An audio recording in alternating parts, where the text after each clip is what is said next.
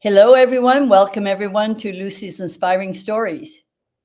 Now, today I'm thrilled to introduce you to a woman whose life beautifully bridges healing, leadership, and authenticity. Meg Johnson Hall. Not only is Meg a nurse, she's a healthcare leader, an author, and a coach. And she has spent over 4 decades transforming not only systems of care, rather, but lives. From a childhood marked by trauma to a lifetime dedicated to helping others live and lead authentically. Now, Meg's journey is really one of courage, heart, and deep purpose. So, Meg, I'm so honored to have you here today. Hello, how are you? Thank you. I am honored to be here as well. Thank you, Meg. Where are you coming in from? The folks know that I'm an expat living in Mexico, so that's where I'm coming in from. Where are you coming in I'm from? in Denver, Colorado. Ooh, nice. Ooh, Yeah, Rocky wonderful. Mountain High. That's right. Were you born there? No, I was born in Minnesota. Okay. And so, what took you to Denver or Colorado? Well, I've been to Colorado, lived here twice. This time, it was my new husband a few years Okay. ago. We found each other later in life, and he lived here, and I was tired of Minnesota winters. And with a new love, you don't care where you live. Very true. Meg, your early life was really filled with a lot of challenges that really could have broken your spirit. Mhm. So I'd like to ask you what the turning point that kind of helped you begin your journey of healing. That's a great question. It's funny because I just wrote an article on LinkedIn about that, about Okay. turning points a week or two ago. Hmm. And so I've been doing a lot of reflecting because I'm working on my own book. Right. And there was really two turning points for me um, in my life that really got me to where I've been now the last 15 years or so. And the first one was when I was in college. I had a natural draw to psychology because I grew up in a mentally ill and abusive home. And Hmm. so I was in my first psychology course, and he was teaching us about the group therapy process, group dynamics, all Right. that. So we had kind of our own little group. And so we went around and shared something about us and what our childhood was like. And at that point, I still didn't understand that mine was not normal. Hmm. It Right. was very unusual. And so I shared a story, and everybody's gasping. My professor's like, oh my God. And so, after the class, he pulled me aside and he said, just so you know, that's not what most people's childhood is like. Wow. And he said, I can feel the anger in you. He said, I can feel the victim in you. And he said, you need to get help. So he sent me right to a therapist. And that was kind of my first round of working through my anger, realizing, what had really happened to me and Right. figuring out how do I develop a path forward. And then Right. probably 20 years later, I was working as a nurse in hospice nursing. And there was a patient of mine who actually had worked with, he was one of my medical directors previously. And so he had requested I be his hospice nurse. And so I was. And so we'd been working together for a couple months. And I went to his house one day to visit him and take care of him. And he said, can I tell you something maybe disturbing? Mm. And I thought it was going to be about him, Right. some of his symptoms or stress Right. he was having or something. I said, of course, you can tell me anything. Right. And he said, the light has gone out of your eyes in the years I've known you. Oh my And God. he said, I don't know what's going on, but he said, you're not going to be long for this world if you don't fix it. And How did that make you feel? But I and was, both of those occasions. I mean, what was your thought? What was your feeling? in the first occasion, I don't know that I didn't even know what feelings were. Hmm. So I was just like, I was kind of embarrassed that I Right. got called after class, to stay after class. But then after I saw the counselor the first time, I was like, oh, yeah, maybe I do need some help. Right. Right. The second time, I knew my life was a mess and I knew I was unhappy and I was in a toxic marriage, but I just kept marching forward. my kids were in school and I was, working and I had gone to school and I was, and taking care of the house and the yard and Yeah. cooking and cleaning. I was just marching forward like a Right. robot. Exactly. Hmm. And so I went home that night and I just sat in a room alone and just cried and said, wow, now other people can see my pain. It's not just me that feels it. So And so, I mean, obviously the man at the hospice, I mean, that is so it's heartwarming and heartbreaking at the same time. yeah, Oh yeah, my God. But those are great turning points. I they mean, were, to help they you were. in this Yeah. journey. Immediately, almost after that, I got back into therapy and started planning my exit strategy. Mhm. And then several months later, I was actually told by my primary care doctor that if I didn't change my ways, I had probably 5 to 7 years to live.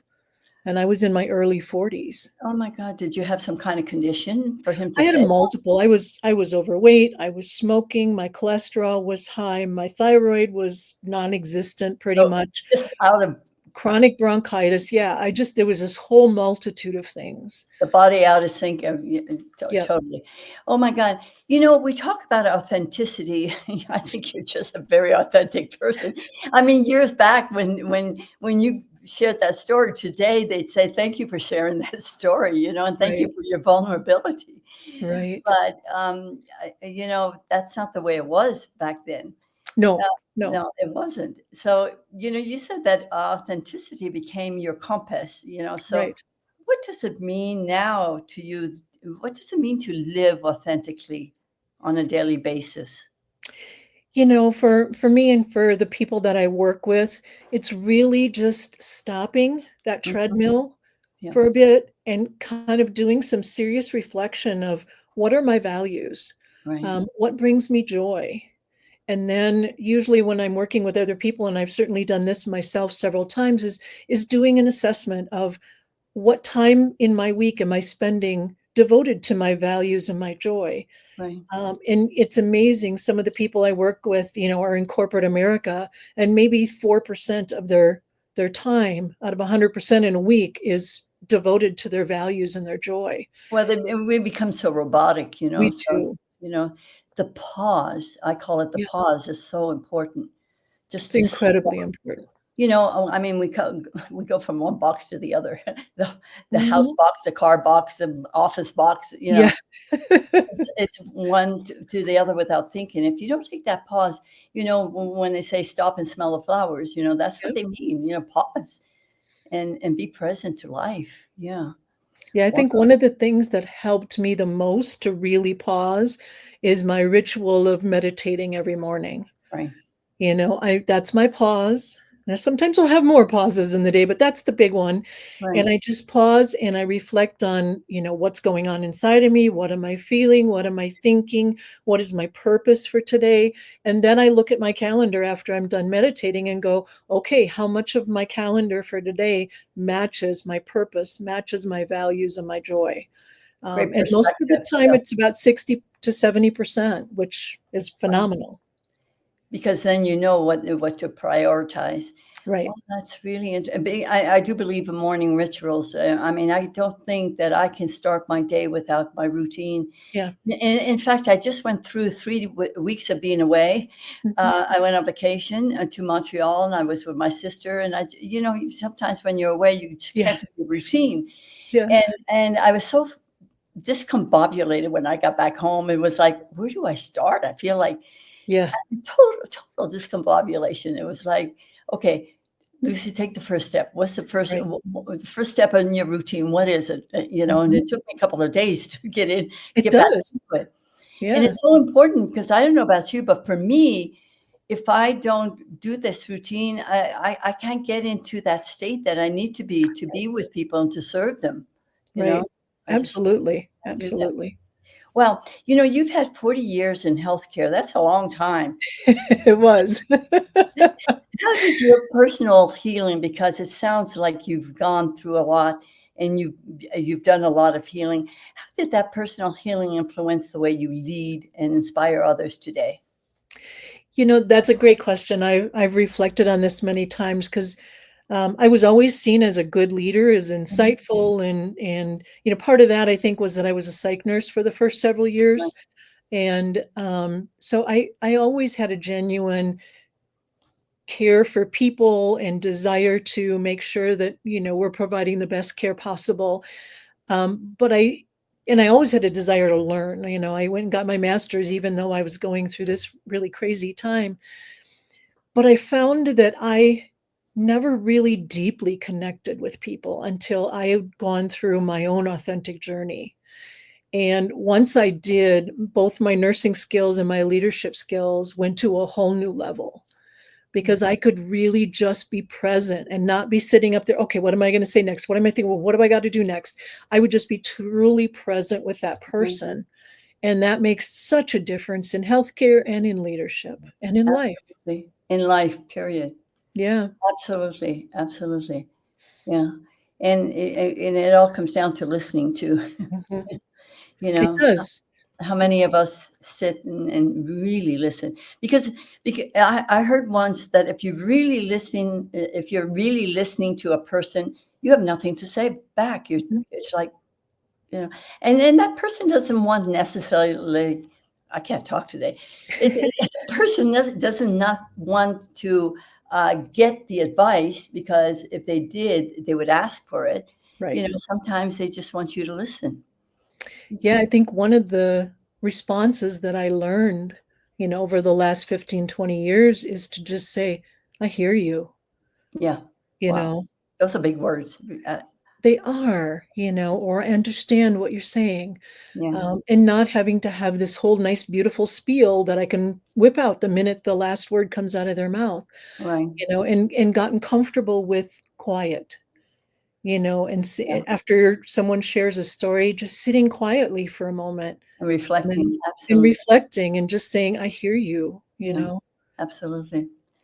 Burnout, let's talk a little bit about burnout, because I'm sure you have felt it in so many ways and so many times in your life. It's such a common experience today, Mhm. especially for caregivers and leaders. What wisdom can you share about recognizing it and hopefully recovering from it?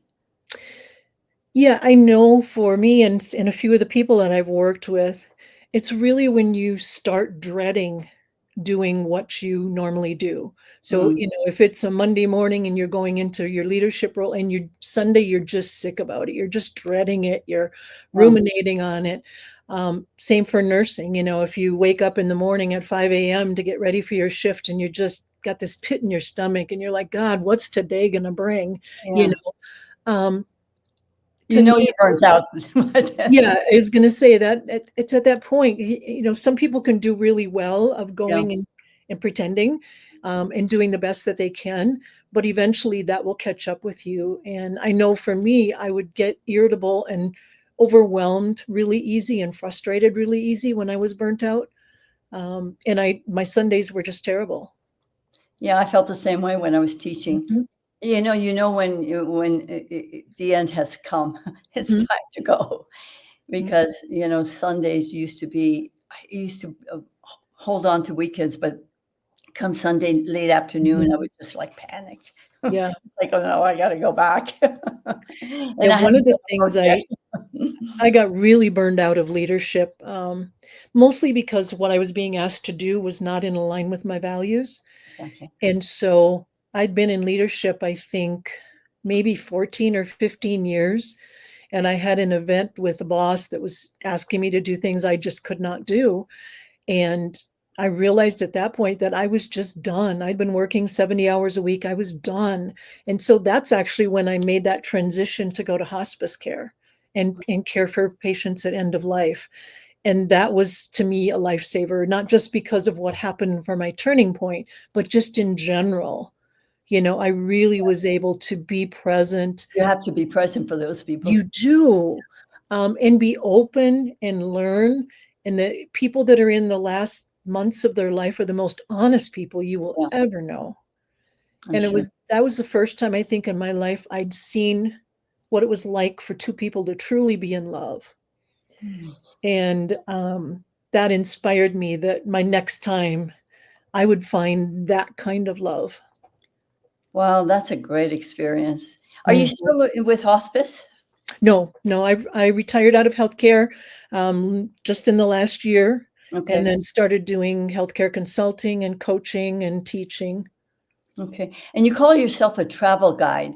Yeah. And I know that means walking beside others as they rediscover themselves. So that makes sense.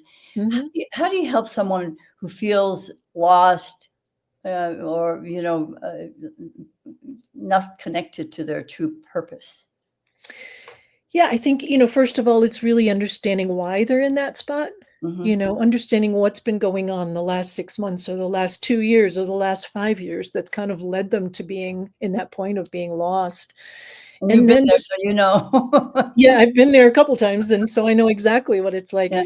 And then it's just being patient with yourself and taking some time to go, "Okay, what part of me is lost? Is it my, being a mom or a dad? Is it being a leader? Is it being a nurse? Is it being a Yeah. teacher?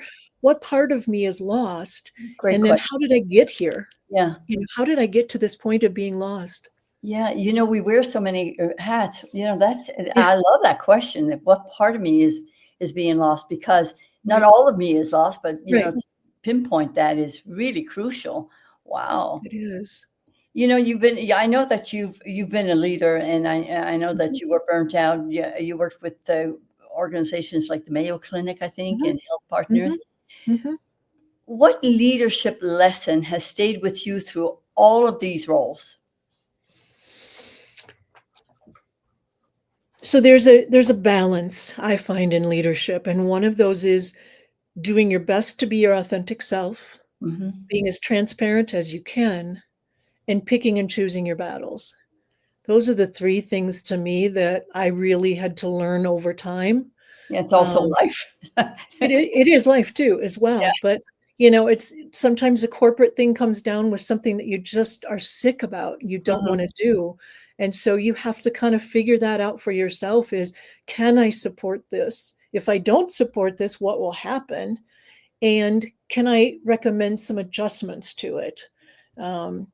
For example, the one time we were implementing a brand new electronic medical record, Mhm. and the implementation plan was horrific. And I knew it was going to clearly frustrate staff beyond belief. It was going to impact patient care, but I couldn't say, no, we're not implementing this. Yeah, you want So yeah, I came back with a counter proposal saying, here's some things that I've done because I've implemented 3 other EMRs. right, Here's some things that I found were really helpful. And I got probably 80% of what I asked for. good, Um, wonderful. But so it that's went much because you had better. the experience, so the Right. experience was invaluable. Oh my god. Let's talk about yeah, you did you mention you were writing a book or your book is almost finished, your upcoming book? Yeah, I've been a part of 4 collaborative books. 2 are out, and the other 2 are still coming around December, January-ish, and then I'm working on a solo book, which is my heart. Um, You're doing all the right things because I do believe that collaborating with books is a great way to go first of all yes, because you don't have to be worried about the publishing part of it. All you have to right, do is be worried about what your participation is. So that's a exactly. great way to go. And you did 4 times, did you say? Yeah, Yeah, that's 4 great. times. The 4th 3rd and 4th are coming out, like I said, in the next couple months. So, Mhm. yeah, that was a great experience. It also wasn't writing hundreds of pages. It Right. was writing, maybe 3 or 4 pages or 5 pages or 1 page sometimes. Yeah. So it was really, I've written a lot of budget proposals and program proposals and all that kind of stuff, but I've not written from the heart before. So this last year and a half has been really good helping me. I have a writing coach, and so helps me really get my message clear, think deeply about things. And so my book is about growing up in a mentally ill and abusive home and the gifts that I eventually found from that. Right. Is that the And message? What's the message you hope that people are going to get from the book? That that no there's matter help. what we experience, what we go Yeah. through, there's something really good you can pull out of it once I you see. allow yourself to heal and learn. Nice message. It reminds me of Tony Robbins, who's one of my coaches, who says, life happens for you, not to you. Mm-hmm. Mm-hmm. That's amazing. Yeah, I think there's another quote. I can't remember who said it, but the difference in how we respond to the wind or the storms is the set of our sail. Right. And I think that's huge. I find perspective is huge. Yeah. I waited for years for my parents and my grandmother to apologize and to admit and atone. It never happened. My mother did. Do you think they knew? Maybe she didn't know. I I mean, confronted them. I'm a direct person, and I confronted them and said, "Help me understand why yeah. you did this." They're like, "Oh, we didn't do that." You Luckily, see, my that's mom. what I'm saying. They denied it. Yeah, they denied it, and I eventually learned I had to forgive them for my sake, Yeah, not for for your their sake, sake, absolutely. Yeah. because I was carrying that around on my shoulders, and it was way too heavy. And forgiveness is always that. It's for the Mhm. person's sake. It's not for the other. You can't control how they're going to end up or feel or Mhm. even feel forgiven or even can forgive. Mhm. It's amazing. Yeah, it's amazing how you can confront somebody like you said, Mhm. and they deny it too. It's Mhm. like, oh my God, it's like Mhm. double whammy, slap in the face. Right, right. Yeah, I mean, I was grateful because my mother was an observer in all of this, Mhm. and so she was able to really validate all the experiences that I recalled and even share more of her Mhm. perspective on it. So, we were able to talk through things for over about a 15-20 year period. Oh well, that must have been really helpful. Mhm. Oh, wow. You work with women, older women, right? I Mhm. mean, and I do too with women over 60. Um, so anybody nearing retirement, what advice would you offer about them creating a new chapter in their life that feels purposeful? Mhm. I don't think it's a whole lot different than what any of us need to do. It's a different chapter that we're approaching as we approach retirement, but That's it it. doesn't mean it's like totally unique to that. For me, what I did and for several of the people I work with, what we've done is just again go back to that what's your values and what brings you joy, Yeah. and making sure that you're incorporating those things into your daily life, and whether that be volunteering, whether it be writing, whether it be artwork, music, Mhm. it doesn't matter. Whatever it is, and it doesn't have to be expensive. And so figuring out a path forward with some of those pieces, and then checking in to make sure they're continuing forward on that path and pursuing that, not getting lost in I'm no longer useful, I don't have a purpose, I'm retired, so the world is going on without me. And that isn't true. No, As we get older, we have the most to offer to other people. oh my God, the knowledge we have, the Yeah. expertise we have, the skill set we have, nothing but wisdom. Wisdom. Yeah. Unbelievable, and just picking up what you're saying on how to give advice. I think one of the greatest questions that somebody can ask oneself if they they don't know where to go is, what would I love to do? Who would Hmm. I like to be? Hmm. Ask yourself that question. That's so important Hmm. because how are you going to know otherwise? And the answer comes to you. It does. I've suggested to people to take a piece of paper and ask that question every day. Mhm. What would you like to do? Who would you like to Mhm. be? And whatever comes to the mind, Mhm. write it down, and then look at it for the week and circle things that are meaningful, and you'll Right. find a way. You do. You find a way, and I think the biggest thing is we don't sit and critique and say, "Oh, that isn't really valuable," or "I can't really do that," or don't limit ourselves, but keep Right. that door wide open and say anything that I write down that, brings me joy or is in alignment with my values is an option. Right. It may not be, traveling might be somewhat limited, but that doesn't mean you can't do other things that you experience, what it's like in different cultures. Right. Oh my God. I heard that little bell. Is that significant? No, that was just my clock. Okay. I was gonna say, am I supposed to be quiet now? No, No, I it's try to have a a very nice sounding bell, though. I like it. calming bell. Well, how do you use that bell? Is it just, I mean, it had a calming effect, actually. It does. It tends to be calming, and for me, it's just a marking of the hour.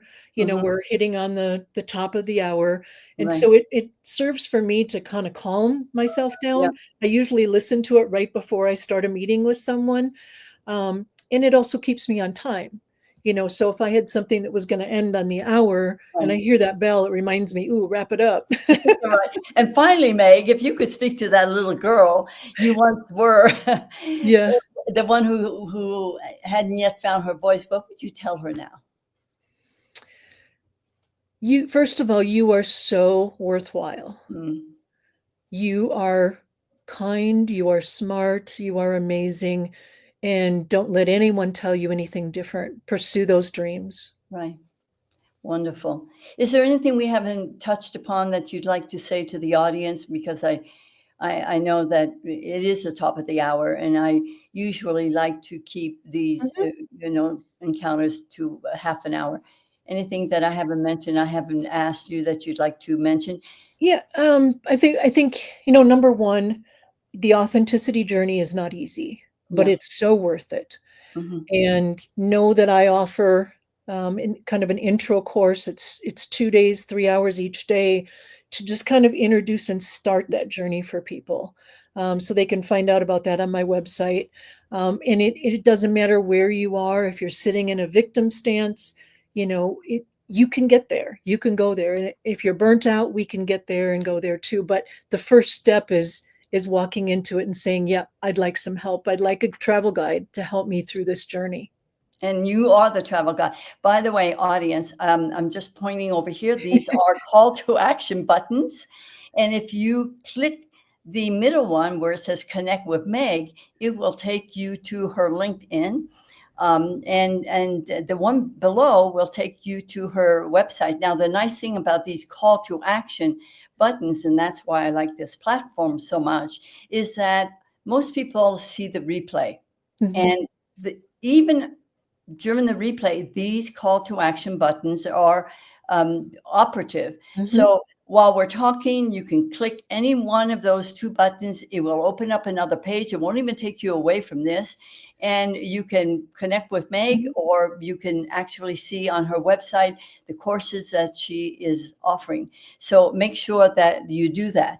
mhm. Your journey reminds us that really healing isn't about perfection, it's No, about permission. correct. I think permission to pause, to Mhm, feel, to lead, and to mhm. live as our truest self.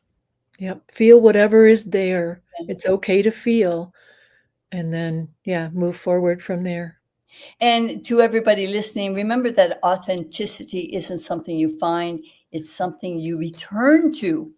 Yes. Wouldn't you say? Yes. Yeah, we don't even know who we are, but there's that core of you as a child that is, and is even as a young adult that is who you truly are. But we get so busy living by everybody else's expectations and demands and social media and all of this stuff that we forget who we really are deep inside. Absolutely. So thank you, Meg, for being here Thank today. you. It was a great honor to have you here. I certainly want to thank my audience. So until next time, I'm Lucie Rosa-Stagi, and this has been Lucie's Inspiring Stories. So remember to keep shining, keep believing, and keep writing your beautiful story. Bye for now.